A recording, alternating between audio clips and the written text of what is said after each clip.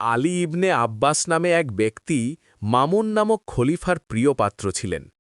তিনি বলিয়া গিয়াছেন, আমি একদিন অপরাহ্নে খলিফার নিকটে বসিয়া আছি, এমন সময়ে হস্তপদবদ্ধ এক ব্যক্তি তাহার সম্মুখে নীত হইলেন।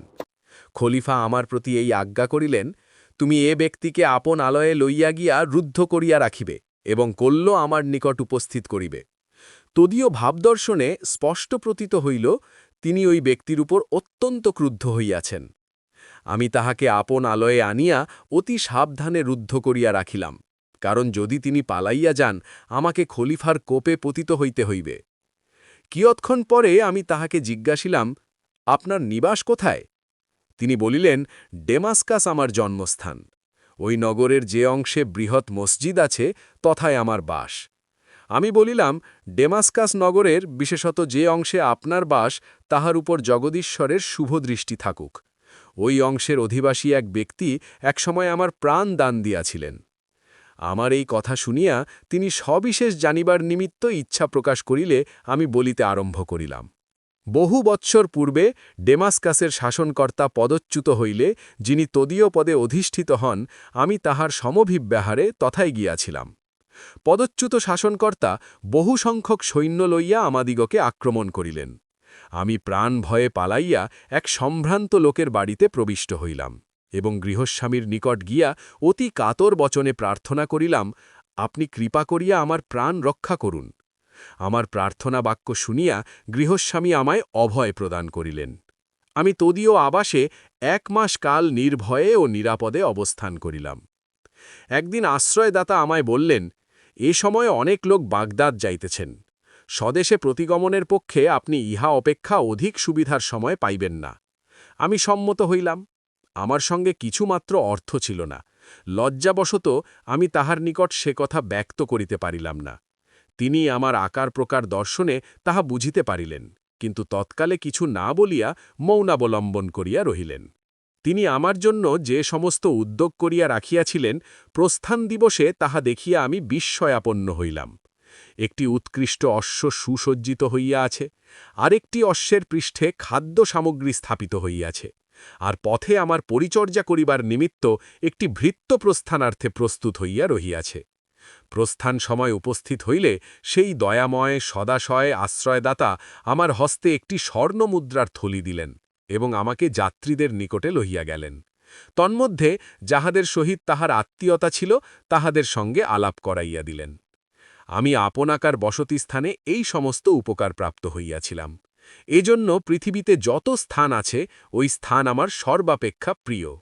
এই নির্দেশ করিয়া দুঃখ প্রকাশপূর্বক আমি বলিলাম, আক্ষেপের বিষয় এই, আমি এ পর্যন্ত সেই দয়াময় আশ্রয়দাতার কখনো কোনো উদ্দেশ্য পাইনাম। যদি তাহার নিকট কোনো অংশে কৃতজ্ঞতা প্রদর্শনের অবসর পাই, তাহা হইলে মৃত্যুকালে আমার কোনো ক্ষোভ থাকে না। এই কথা শুনিবা মাত্র তিনি অতিশয় আহ্লাদিত হইয়া বলিলেন, আপনার মনস্কাম পূর্ণ হইয়াছে। আপনি যে ব্যক্তির উল্লেখ করিলেন, সে এই হতভাগ্যই আপনাকে ১ মাস কাল আপন আলয়ে রাখিয়াছিল। তাহার এই কথা শুনিয়া আমি চমকিয়া উঠিলাম। সবিশেষ অভিনিবেশ সহকারে কিয়ৎক্ষণ নিরীক্ষণ করিয়া তাহাকে চিনিতে পারিলাম। আহ্লাদে পুলকিত হইয়া অশ্রুপূর্ণ নয়নে আলিঙ্গন করিলাম। তাহার হস্ত ও পদ হইতে লৌহ শৃঙ্খল খুলিয়া দিলাম এবং কি দুর্ঘটনাক্রমে তিনি খলিফার কোপে পতিত হইয়াছেন, তাহা জানিবার নিমিত্ত নিতান্ত ব্যগ্র হইলাম। তখন তিনি বলিলেন, কতিপয় নীচ প্রকৃতির লোক ঈর্ষাবশত শত্রুতা করিয়া খলিফার নিকট আমার উপর উৎকট দোষারোপ করিয়াছে।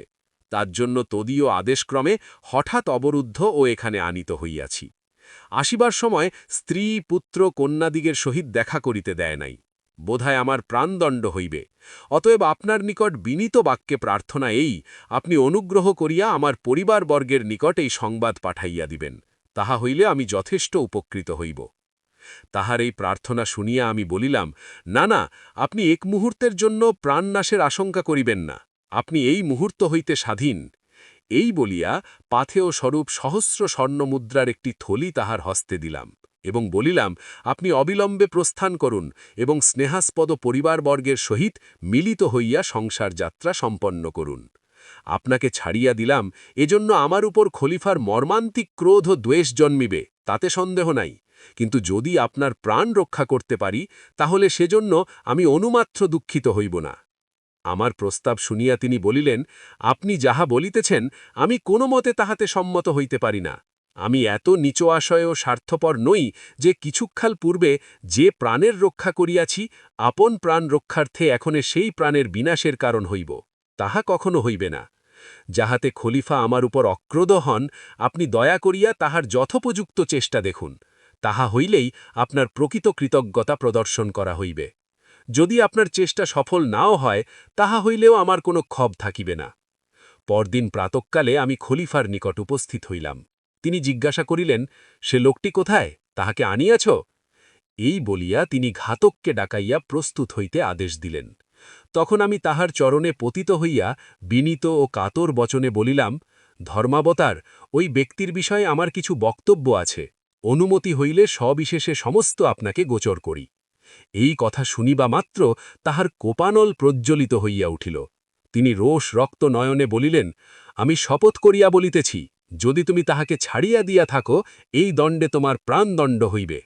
তখন আমি বলিলাম, আপনি ইচ্ছা করিলে এই মুহূর্তে আমারও তাহার প্রাণদণ্ড করিতে পারেন, তাতে সন্দেহ নাই, কিন্তু আমি যে নিবেদন করিতে ইচ্ছা করিতেছি কৃপা করিয়া তাহা শুনিলে আমি চরিতার্থ হই।